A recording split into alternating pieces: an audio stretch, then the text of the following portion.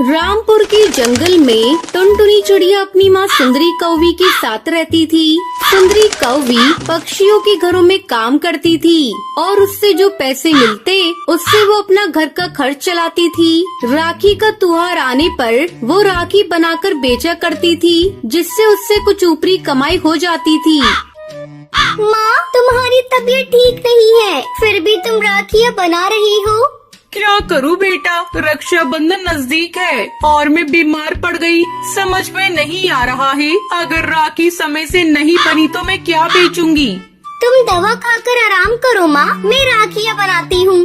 तू क्या क्या करेगी बेटा, तेरे ऊपर तो मैं बोझ बन गई हूँ। ऊपर से तेरी परीक्षा भी करीब है, तू ठीक से पढ़ भी नहीं पाती। बस माँ, तुम्हें यही एक कमी है, बहुत ज्यादा सोचती हो। अब मैं आपकी एक बात नहीं सुनूंगी। चलो उठो और चुपचाप दवा खा लो और आराम करो। अच्छा मेरी माँ, खा लूंगी। टुनटुनी अपनी माँ को दवा देकर सुला देती है और खुद राखी बनाने लगती है। राखी बनाते बनाते वो वहीं सो जाती है। अगले दिन सुबह वो सभी राखियों को लेकर बाजार में बेचने के लिए जाती है। राखी आ गई, राखी, रंग बिरंगी राखी। बहन, ये राखी लो, तुम्हारे भाई की कलाई पर बहुत जचेगी। दीदी, मुझे वो वाली राखी दिखाना, वो तो बहुत सुंदर है। ऐसी राखियाँ तो मैंने बड़ी बड़ी दुकानों में भी नहीं देखी। शाम तक टुनटुनी सारी राखियाँ बेच देती है।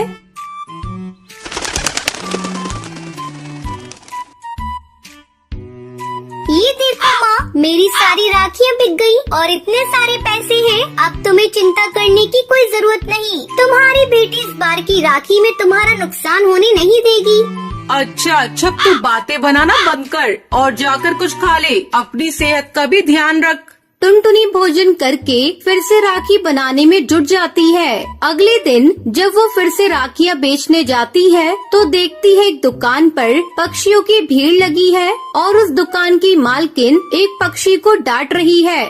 तुम्हें मैंने राखियों का ऑर्डर दिया था, अब तुम कहती हो कि राखी तैयार नहीं है। 2 दिन बाद रक्षाबंधन है, बताओ मैं अपनी दुकान पर क्या बेचूं?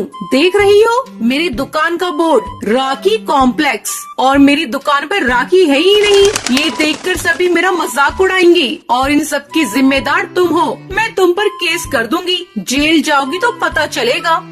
अरे रे, कब से देख रही हूँ, आप कब से बोली जा रही हैं? इन्हें बोलने का मौका ही नहीं दे रही है। इनकी कोई मजबूरी होगी, तभी तो इन्होंने आपका ऑर्डर पूरा नहीं किया। ये लीजिए मेरी बनाई हुई राखियाँ, आपका ऑर्डर मैं पूरा करूँगी। और बहन, इनकी तरफ से मैं आपसे माफी मांगती हूँ। इस तरह टुनटुनी को एक बड़ा ऑर्डर राखी बनाने का मिल जाता है। 2 दिनों के अंदर ही टुनटुनी वो ऑर्डर पूरा कर देती है। ये लीजिए, मैंने आपका ऑर्डर पूरा कर दिया है। ये लो तुम्हारी राखियों के पैसे। अगर तुम्हारी बनाई हुई राखी को पक्षियों ने पसंद किया तो अगले साल का ऑर्डर मैं तुम्हें ही दूंगी। टुनटुनी बहुत खुश थी क्योंकि उसकी राखियाँ हाथों हाथ बिकने लगी और उसको नया ऑर्डर भी मिल जाता है। टुनटुनी, तुम बुरा न मानो तो तुमसे एक बात कहना चाहती हूँ। ऐसी कौन सी बात है जिसे आप कहेंगी तो मैं बुरा मान जाऊंगी? पहले आप बोलिए तो। टुनटुनी, तुम दिल की बहुत अच्छी हो, मैं तुम्हें अपनी बहू बनाना चाहती हूँ। अगर तुम्हें एतराज ना हो तो इस रक्षाबंधन पर मैं अपने बेटे का घर बसाना चाहती हूँ। मेरा बेटा एक बड़ी कंपनी में जॉब करता है। ये देखो, ये है मेरे बेटे की फोटो। टुनटुनी फोटो देखकर शर्मा जाती है। तुम इस रिश्ते के लिए तैयार हो? लेकिन माँ जी, शादी के लिए मुझे माँ से आज्ञा लेनी होगी। टुनटुनी घर जाकर सारी बात अपनी माँ को बताती है। सुंदरी कौवी अपनी बेटी का घर बसाने के लिए तैयार हो जाती है। इस तरह टुनटुनी और टुन्नू चिड़िया की शादी हो जाती है। टुनटुनी चिड़िया विदा होकर अपने ससुराल चली जाती है और खुशी खुशी अपने पति के साथ अपनी जिंदगी बिताने लगती है।